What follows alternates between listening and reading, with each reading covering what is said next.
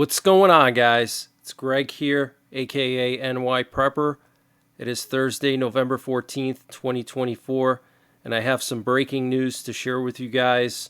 Right now it is 21:42 Eastern Time here in the United States, and we have some major breaking news coming in from Europe. So Russia violated Norway's airspace last night with an Ilyushin-20 and a Sukhoi 33 fighter jet. They were intercepted by F-35s of the Norwegian Air Force and a Eurofighter Typhoon of the Italian Air Force near the coast of Norway. So this is huge news. And Trump has officially announced Marco Rubio as the Secretary of State. And Trump appointed Tulsi Gabbard as the Director of National Intelligence. And Trump has named RFK Jr. as the Secretary of Health and Human Services. And Trump advisors are reportedly putting pressure on Trump to freeze the Ukrainian-Russian conflict and create a demilitarized zone of over 1,200 kilometers. And this was reported on Wednesday in Newsweek and also in the Wall Street Journal. The zone would be supervised by European troops, including Polish troops. And Trump reportedly promised to Israel that on the first day of his term, he will cancel all restrictions and delays on the transfer of armaments and combat equipment to Israel. So if you remember, the Biden administration delayed the transfer of some of the really heavy bombs that Israel requested. And right now, this evening, we have a nuke sniffer plane airborne over Nebraska, and we also have a combat scent plane over Oklahoma. Now, the combat scent planes are high priority reconnaissance planes. We only have 2 of them in the Air Force, and they send intelligence directly to the President and the Joint Chiefs. So if one of these is up in the air somewhere, it means something serious is going on. This one appears to be heading towards Texas for some reason. But we do have a nuke sniffer looping over Lincoln, Nebraska. These planes can detect radiation. And here's a picture of the Russian Sukhoi 33 that flew into Norway's airspace yesterday. And here's a picture of the Ilyushin-20. This is a radar plane. Very, very concerning. And the Kremlin said that the opening of a U.S. missile defense base in Poland will lead to retaliatory measures taken by Russia. The system in Poland includes 3 Mk-41 launchers with SM-3 Block 1B and SM-3 Block 2A interceptor missiles and an AN-SPY-1DV radar. That's a phased array radar. The range of the SM-3 Block 2A exceeds 1,200 kilometers, and the air target detection radar for cruise missiles and drones in the missile defense system has a range of about 500 kilometers. This missile defense system provides for the use of the new SM-6 surface-to-air missiles, which can be used not only for air defense, but also against surface targets, including warships.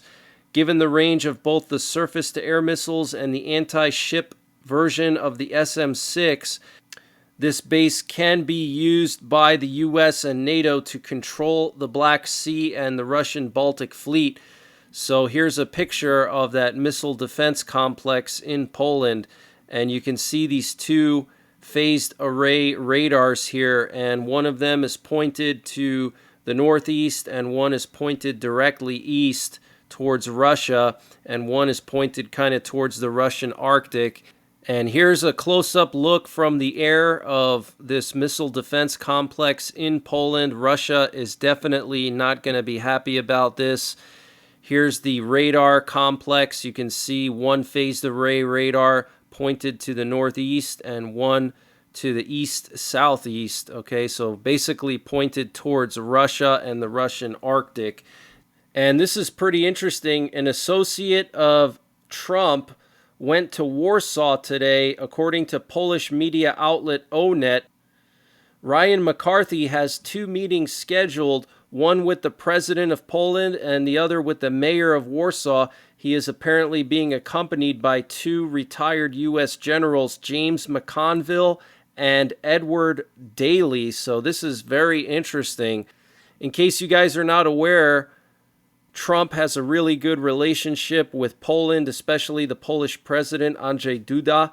So this could be related to some kind of defense issue, maybe the situation with Russia and Belarus piling up troops on the border of Poland, getting ready to invade, basically.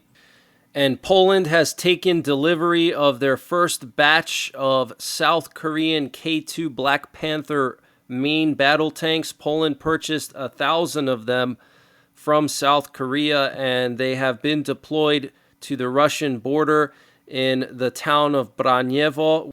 And Poland has taken delivery of the first batch of South Korean main battle tanks.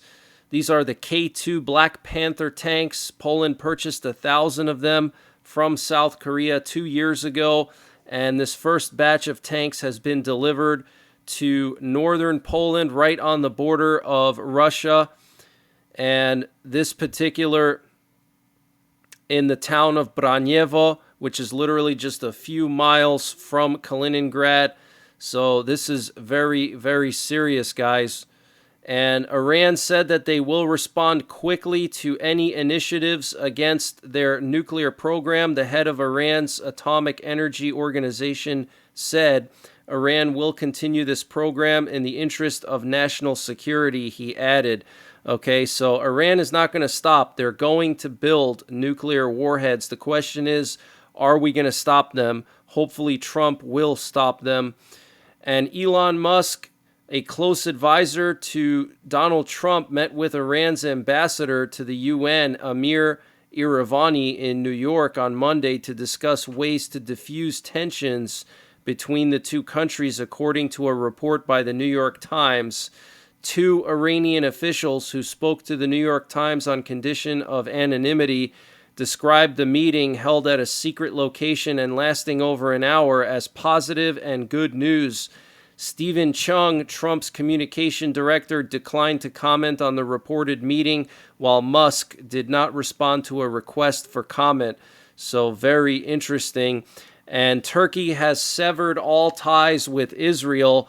Turkish President Recep Tayyip Erdogan announced on Wednesday. Erdogan made the comments to journalists aboard his plane following visits to Saudi Arabia and Azerbaijan. The government of the Republic of Turkey, under the leadership of Erdogan, will not continue or develop relations with Israel, Erdogan said. Our ruling coalition is resolute in its decision to cut ties with Israel, and we will maintain this stance in the future as well. We, as the Republic of Turkey and its government, have currently severed all relations with Israel. And what's interesting is the U.S. is selling Turkey 40 F-16s, and Turkey just signed a deal to buy them. So why are we selling Turkey F-16s if they're severing ties with our closest ally, Israel? That is just absolutely disgraceful. And we currently have nuclear codes being transmitted. You can tune into my 24/7 live stream to listen, but something is going on this evening. There are a lot of emergency action messages being transmitted, so tune into the 24/7 stream. I have my own radio and antenna to listen to these codes. And one of the proxies of Iran in Iraq launched a missile at Israel, which was intercepted by an Israeli missile defense boat off the coast of Eilat in southern Israel. So these proxies in Iraq are slowly starting to attack Israel more. And a CIA official has been charged with disclosing classified documents that appeared to show Israel's plans to retaliate against Iran for a missile attack earlier this year, according to court documents and people familiar with the matter. The official, Asif Rahman, was indicted last week in federal court in Virginia with 2 counts of willful retention and transmission of national defense information. He was arrested by the FBI on Tuesday in Cambodia and brought to federal court in Guam to face charges. Wow. So this scumbag leaked out Israel's retaliation plans. And if you remember, I actually covered that a few weeks ago. And the Israeli Navy's latest submarine, the INS Drakon, was officially launched in Kiel, Germany yesterday. The INS Drakon is a Dolphin II class submarine, notable for its larger size compared to previous models. The submarine is speculated to be capable of carrying nuclear-tipped cruise missiles. Those are the Popeye missiles. And Israel's Dolphin-class submarines are believed to collectively have the ability to launch around 80 nuclear-tipped cruise missiles when operating together. And China's foreign minister said NATO bears responsibility for the Ukrainian war. It must reflect on its role, stop blaming others, and work towards a political settlement. Wow. And the Pentagon said today that the U.S. will send aid packages to Ukraine every week to ensure that all remaining $7 billion in aid is distributed before Biden leaves office. And France is going to deliver 600 extended-range guided bombs to Ukraine before the end of the year and is significantly accelerating production of these bombs. Wow. So these are long-range bombs that Ukraine is going to be able to use inside of Russian territory, okay? And Germany's economy ministry instructed its state-operated import terminal to reject liquid natural gas deliveries from Russia until further notice. So Germany canceling liquid natural gas deliveries from Russia. Wow. And North Korean soldiers have officially started fighting alongside their Russian allies in the Kursk Oblast. And what you're looking at here is a picture of some North Korean 170 millimeter artillery pieces on a train in Russia in Krasnoyarsk heading towards the front in Ukraine. So these are self-propelled artillery, basically howitzers, North Korean howitzers in Russia, guys. If this is not a sign that we are in the beginning stages of World War III, I don't know what is. And on Wednesday, the PLA Southern Theater Command organized naval and air forces to conduct combat readiness patrols in the territorial waters and airspace of China's Huangyangdao, as well as in the surrounding areas. So China doing some kind of naval and air drills near Taiwan. And here we have a picture of Kim Jong-un supervising the test of some North Korean produced kamikaze drones. My guess is these are probably going to be sold to Russia or given to Russia.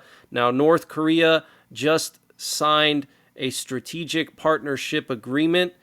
Okay, this is basically a military pact, an alliance that says that if North Korea or Russia get attacked, then the other has to help each other out. So this is very concerning. Looks like we're going to be seeing North Korean drones in Ukraine pretty soon. And look at Kim Jong-un. Isn't he such a character? It's like a villain from a James Bond movie.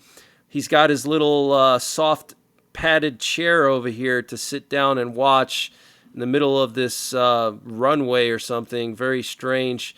And look at his haircut with that crew cut there. It's pretty funny. And I want to just share some flights with you guys. So here we have some U.S. Navy reconnaissance drones patrolling the Eastern Mediterranean tonight. This is right now. And here we have a C-5 Galaxy that flew to Ramstein last night. The C-5 Galaxy is the heaviest military cargo plane in the U.S. military. So a massive amount of military equipment moved to Ramstein last night. And then we had a NATO military cargo plane fly from Germany to Poland. So potentially that equipment that was offloaded from the C-5 was then moved to Poland. And here we have this German Air Force plane with no identification, and it's been flying here in the Danish Straits the last couple of days, round the clock, and you can see it's flying super low, only 250 feet above sea level, which is really low. So this thing has been flying around here in the Danish Straits, potentially patrolling it to see if there's any Russian subs or Russian warships passing through. And we had another aerial refueler fly down to the Middle East from the UK last night. But that's the latest breaking news that I have. A lot of stuff going on. Russia violating Norway's airspace again. Trump nominating Tulsi Gabbard for the Director of National Intelligence and Rubio for Secretary of State. And I will be back tomorrow with another update, and I will be covering the nuclear attack options being broadcasted right now on the 24/7 stream, so you can tune into that. Something is going down tonight. I'm not sure what, but that's it for now. Take care. God bless. And don't forget the 3 Ps. Prepare, practice, and persevere.